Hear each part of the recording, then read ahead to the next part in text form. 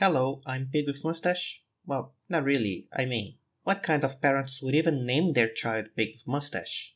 But that is the name of my YouTube channel, and today I got a video for you. There are several interesting teams in Football Manager, and a lot of them have different or unusual gimmicks that makes manage them quite of a unique experience. So, I researched all of those clubs and I thought it would be fun to organize them in an iceberg format. At the top are the most famous teams that have some kind of gimmick with them, like Athletic Bilbao, and at the bottom, the most obscure teams or the teams that offer the most unique experiences that I could find. Here at the top layer is what I like to call the let's just get this out of the way teams. You know about them, I know you know about them, and I know that you are not here for them, so let's just get them out of the way. The first team, obviously, is Athletic Bilbao. If you don't know about them, why did you click on this video? Did you click here just by accident, by any chance? In any case, Athletic Bilbao is a team from the Basque region in Spain whose philosophy is to only have players from the region while they compete with global clubs like Real Madrid or Barcelona. That being said, it's kind of a miracle that they still manage to be competitive despite handicapping themselves so much.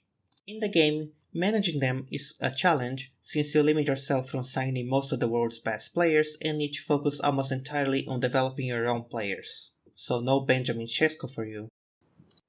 Afterwards come the teams who play in the Major League Soccer in the United States. The league has so many rules on how you can build your squad, like a wage cap, designated players, or using draft spots as a commodity. With all those rules, it's very easy to get lost on them and end up signing a bunch of players that you cannot use. Dropping to the second layer, here we have Montreal, Toronto, and Vancouver. They are Canadian teams who play in the Major League Soccer and have to abide by the same rules, just like the American teams. But they're here because they're a little more unique. For you see, they are Canadian. That's special enough, isn't it? What is it that makes Canada so important? Nothing.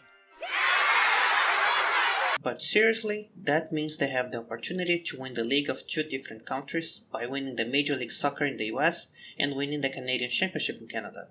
They also have the competitive advantage in the Major League Soccer because Canadian teams can sign either Canadian or American players and they will not count towards the international players cap, whereas to MLS teams, Canadian players are still treated as foreigners.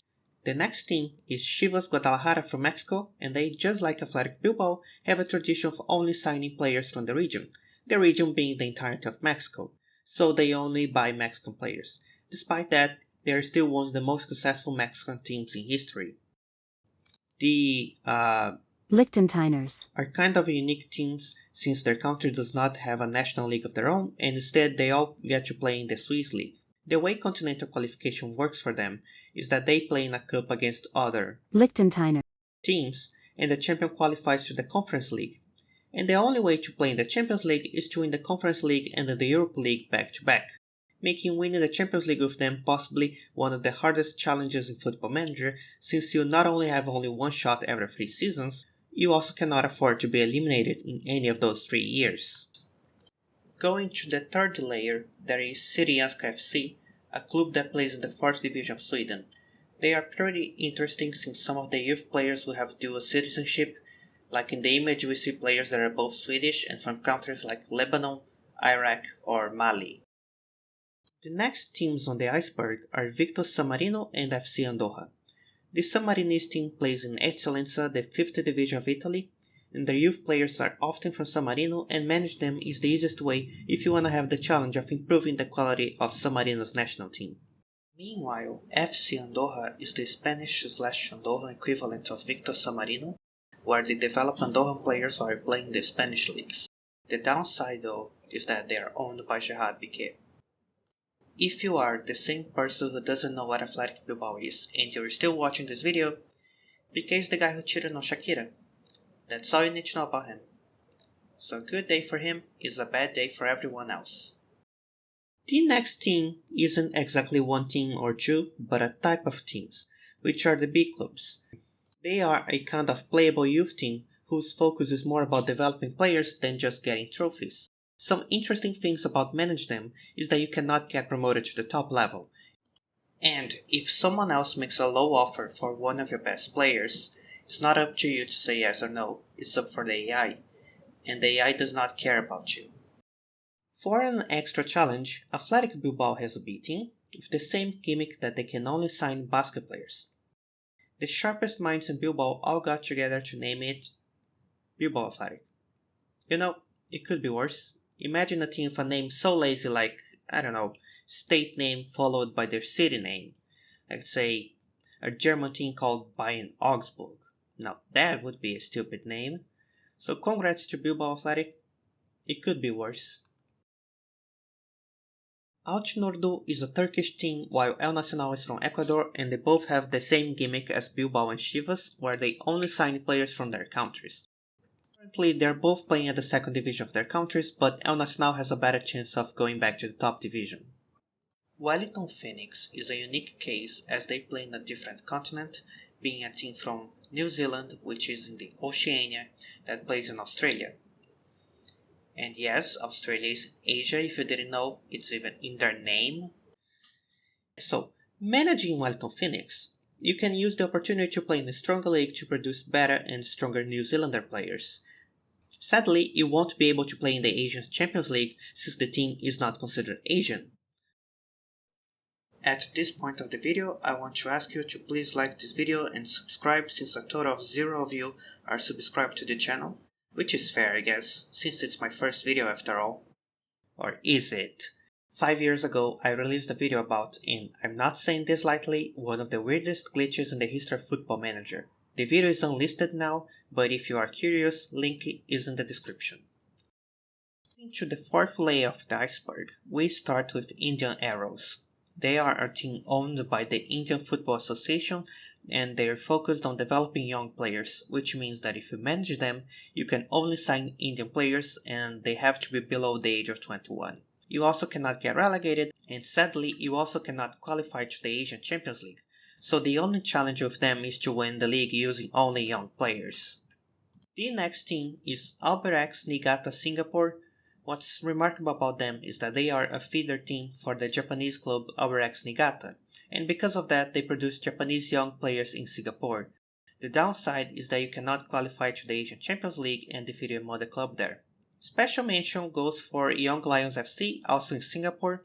They have the same real-life dynamic as Indian Arrows, as they are owned by the Singaporean FA, so they can only sign Singaporean players. They have an age restriction and they also cannot qualify for the continental competitions. Although in FM they don't seem to have an age restriction. To finish the fourth layer, there is Türkgücü München, who is a team that produces only Turkish players while being in Germany. If you want to manage them, they are immediately playable in FM22 by being Germany's third division, but since they were relegated, you're gonna need mods or hope they get promoted to be able to manage them in FM23. With the same dynamic, there are two teams in Sweden, Lemlands and Hammarlands. Both have Finnish youth players while playing the lower leagues of Sweden, more specifically in the 7th division of the country. The next category, we find the always amateur teams. They are, as the name implies, always amateur. They do not pay for players and they never will. The most famous one used to be Queen's Park from Scotland, but they're not amateur anymore. The only playable always amateur teams without mods are the Welsh teams Cardiff Met Uni and the Swansea University. Cardiff is in the country's top division while Swansea is at the second, and the challenge of them is to win the league despite not spending any money on wages. Outside of Wales, there are many more always amateur teams. They are often universities like the Edinburgh College, although my favorite ones are FC Barcelona from Guam and Club Atlético Boca Seniors from Hong Kong. You can't deny those are some great names.